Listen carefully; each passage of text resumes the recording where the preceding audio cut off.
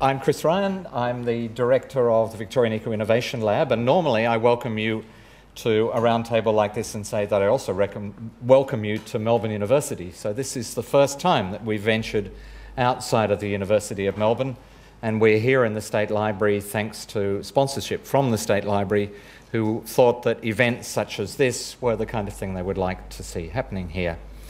The roundtables, this is the 9th Sustainable Cities Roundtables, has become a regular event on the Melbourne calendar, and we see as a critical part of our work, which really begins with trying to understand what a sustainable future could be like for Melbourne in 25 years, and gives us an opportunity or a lens then to look back at the present and identify what we think to be important areas of change, and also to identify what sometimes are quite small activities which are, because they're small, not necessarily seen as significant, but when you look at how many of them there are around a particular issue, you begin to realise that there is, coming from bottom up, to use the standard terminology, really a major amount of change.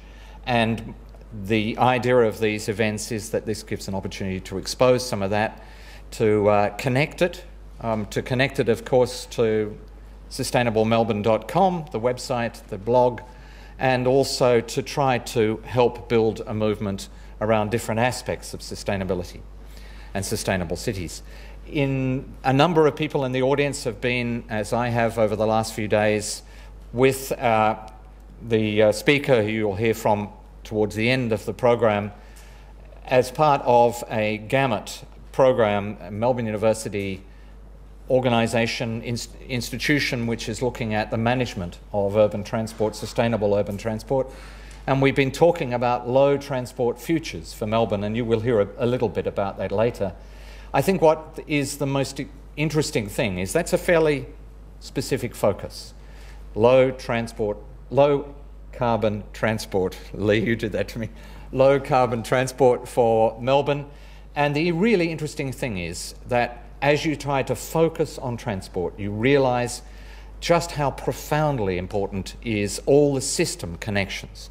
That you can't deal with transport without dealing with energy. You can't, in this state, deal with transport without talking about water.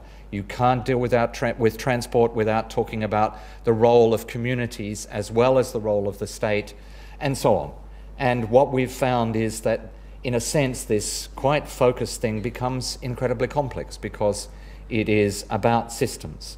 And what we've tried to do with Sustainable Melbourne and these events is to take different areas of focus in what is happening in Melbourne, but not because we think they can be dealt with singly, but because we know that we need to be able to understand what's happening, initiated by people concerned about particular things, but also how they connect to other things that are going on across other areas of what it might take, what it will take to make Melbourne sustainable.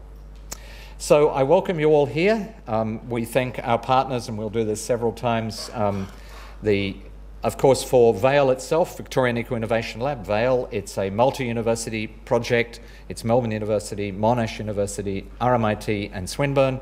And I think there's people here from all of those universities, but particularly tonight, our partners, this State Library and Gamut.